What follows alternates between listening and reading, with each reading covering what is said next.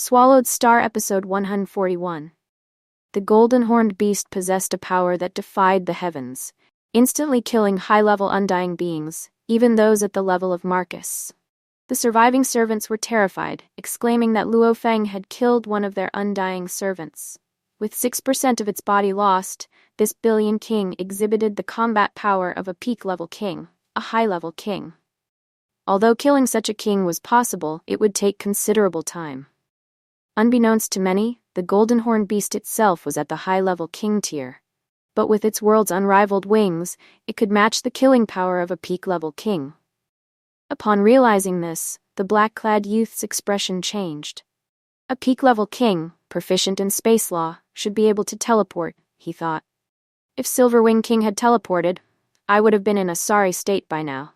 But it seemed the king hadn't yet mastered teleportation, focusing instead on other aspects of space law. Even so, the black-armored youth knew not to provoke a peak-level king, fearing that if the king went all out, burning part of his divine body, it would surely mean his death. Filled with terror, the youth fled. One of his two servants, a high-level king, had been killed in a single move, terrifying the black-armored youth. Desperately, he called out to the Wild Wing King, but the golden horned beast only turned its head, fixing its massive eyes on the tiny figure of the black-armored youth. With a shout of "ding" from his ruby-like eyes, two hazy red beams shot out, rapidly expanding to cover hundreds of kilometers around the golden horned beast, freezing it in place for a moment. Seizing the opportunity, the black-armored youth fled at an ever-increasing speed. The golden horned beast broke free after 0.1 seconds and, noticing the youth escaping, flapped its wings and vanished from sight. However, the youth had already accelerated to sublight speed, nearing the limit of speed possible on Yanjian continent. The environment of the universe's secret realm prevented further acceleration, limiting both the youth's and the golden horned beast's speeds. Due to the straight-line flight of the youth, catching up seemed impossible. Luo Feng, quickly analyzing the situation, realized the aristocratic young man had the ability to cast time pause, making it difficult to kill him. Determined, Luo Feng decided to give him a taste of his own power. The chase continued, both speeding through the sky at incredible velocities. Though Luo Feng had a large detection device active, he refrained from solely relying on it to locate his opponent. Instead, using his micro-detector for concealment, he tracked the black-armored youth, whose shielding ability could only block a radius of 20 kilometers. The youth's sublight speed flight created powerful airwaves and spatial ripples, leaving clear traces in the air and space, allowing Luo Feng to accurately track his flight path. The black-armored youth, aware through his micro-detector that Silverwing King was tracking him, grew angrier. He's still chasing? What grudge does this Silverwing King have against me to pursue me so relentlessly? He thought. Even knowing he couldn't catch up, Luo Feng refused to give up. The youth gritted his teeth and taunted. Keep chasing. Let's see how long you can keep this up. I'm at my limit speed, and you're chasing me at the same speed. You'll never catch up. The intense chase lasted for a full 6 hours.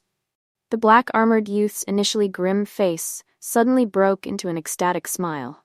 Maintaining his top speed, he couldn't help but laugh out loud, thinking to himself that he knew his pursuer couldn't catch up and wouldn't chase him forever.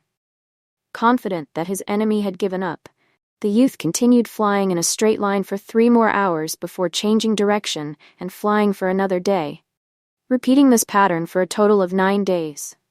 Eventually, he arrived above a vast lake and sneered, vowing not to forget the pursuit by the Wild Wing King, promising to repay the grudge in the future.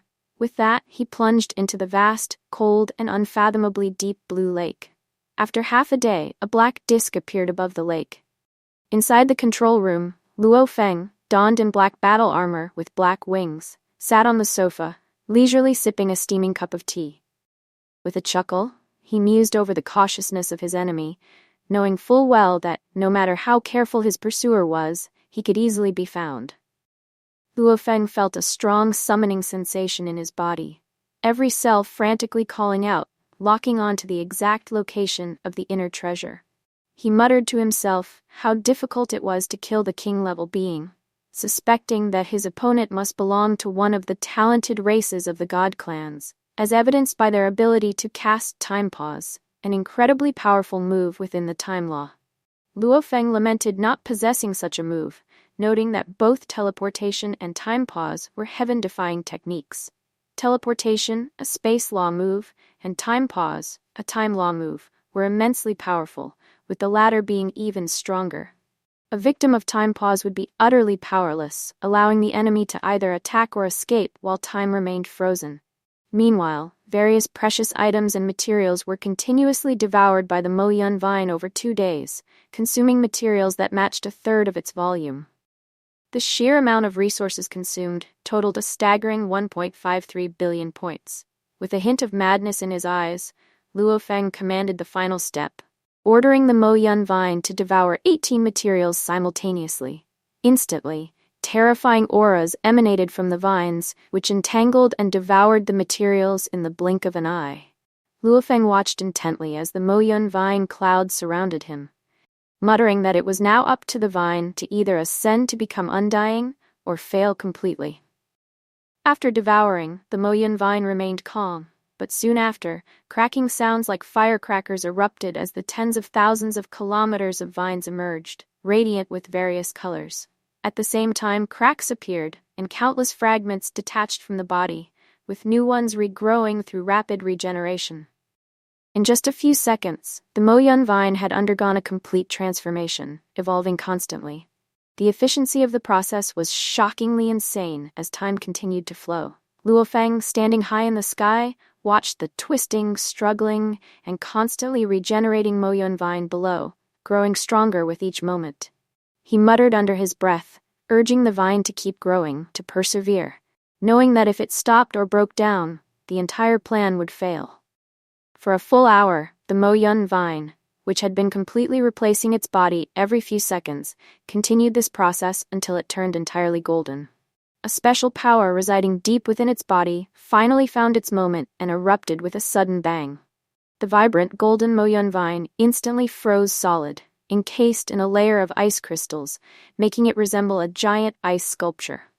It appeared lifeless, but faint energy fluctuations on its surface indicated that subtle changes were still occurring inside.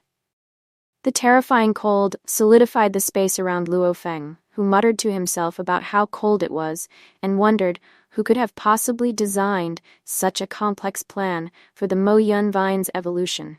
He thought it must have been the work of a powerful alchemist from history, or perhaps countless alchemists refining the process over time. As Luo Feng continued to watch the frozen Mo Yun vine, he pondered whether it would endure until the final day, as success meant achieving undying status, while failure would render all efforts meaningless. The most dangerous step in the entire plan was this day of ice encasement. Time passed slowly, second by second, as Luo Feng watched intently, fearing that the Mo Yun vine might collapse. Every second felt like an eternity, as if 100 or 1,000 years had passed. After a day of being frozen, the icy crystals on the Mo Yun vine's surface finally melted away. In an instant, the entire vine shot up toward the sky, with its 216 main vines and countless branch vines spreading out in all directions, twisting and dancing. An inexplicable tremor, stirring to the soul, emanated from the vine as Luo Feng clenched his fists, knowing the final moment had arrived. He wondered whether the vine could connect to the universe origin, as everything hinged on this last step. Despite his experience in cultivating the Bai Tang stone pattern grass, the Mo Yun vine was far more complex, with only a 50% success rate, and the materials consumed were infinitely more valuable. The Mo Yun vine reached its final stage as an invisible pressure descended, forcing Luo Feng to kneel on the plains below. However, a look of joy spread across his face as he realized the connection to the universe origin was a success, and the vine's consciousness had linked with the origin law. At that moment, the vine broke through the limits of its life essence and ascended to undying status. Endless undying divine power, imbued with the wood law, surged into the Mo Yun vine's body, which frantically absorbed the power. This was its only chance, after breaking through to undying, to receive an unlimited supply of energy from the universe origin. World power, inherent to the Mo Yun vine, fused with the complete law, transforming into wood element undying divine power. Energy and body underwent a transformation as the Mo Yun vine's life imprint rapidly infused itself into every bit of this newly formed power. No longer ownerless, the undying divine power became imprinted with the Mo Yun vine's life mark. Even if its physical form shattered and decomposed back into undying divine power, it would still belong to the Mo Yun vine, completely capable of being recondensed. Black-clad Luo Feng, his eyes brimming with excitement, muttered to himself, fused into every bit of divine power, fused into every cell of its undying body, deeply imprinted with its life mark. A single trace is all it takes for resurrection. True immortality. Meanwhile, the relationship between the Ninth Princess and Hargreaves completely crumbled. They blamed each other for failing to seize the inheritance. This conflict plunged the once arrogant Ninth Princess into despair. Hargreaves, unable to secure the final password through the Ninth Princess, was left with no choice but to accept the 9 unequal treaties proposed by Jiang Tianchen. Though furious, the opportunity to break through to Undying was too tempting to resist. Blinded by rage and unable to acknowledge his own mistakes, Hargreaves heaped the blame solely on the Ninth Princess. He convinced himself that if she had secured the 3rd password sooner, he wouldn't be in this predicament. This resentment simmered between them, leading to an earlier argument. However, Hargreaves temporarily suppressed his anger for the sake of obtaining the inheritance crystal ball. His hopes were dashed when, after exhausting his entire fortune, he arrived at the Universe First Bank only to discover his sacrifice was in vain. The bank account left by Cab contained no inheritance, only a mocking recording. Hargreaves, feeling like a joke, shattered the electronic screen in a fit of rage. As if adding insult to injury, a voice demanded compensation for the damaged bank property. Consumed by his fury, Hargreaves unleashed a terrifying pressure, reducing the entire bank to rubble. He had sacrificed everything, only to be met with mockery. Calmness was not an option. Upon his return to the Black Dragon Mountain sacred land, the Ninth Princess rushed to greet him. However, her attempts at conversation only served to further enrage Hargreaves. In a fit of blind anger, he unleashed a vicious, unexpected beating upon the Ninth Princess. She was left trembling, overwhelmed by fear, grievance, and confusion. Hargreaves remained indifferent, convinced that her incompetence was the sole reason for his failure. If she had exchanged for the 3rd password sooner, he wouldn't have left empty-handed. Hargreaves not only lost his entire fortune, but his failure also offended numerous island masters within the sacred land. To acquire the inheritance crystal ball, he had borrowed a large number of treasures and promised control of his army in return. This was the main reason why the Ninth Princess had control over 600,000 soldiers. However, he failed to obtain the inheritance crystal ball and lost all his possessions. Facing the relentless demands of the island masters, Hargreaves could only shift all the blame onto the Ninth Princess to save his own life. The devoted Ninth Princess met a cruel fate at the hands of Hargreaves. She had served her grandfather wholeheartedly, but in the end, she was left with nothing but a tragic end. Later, when confronted by the island masters, the Ninth Princess could only submit to their demands, ultimately becoming a mere plaything for their amusement.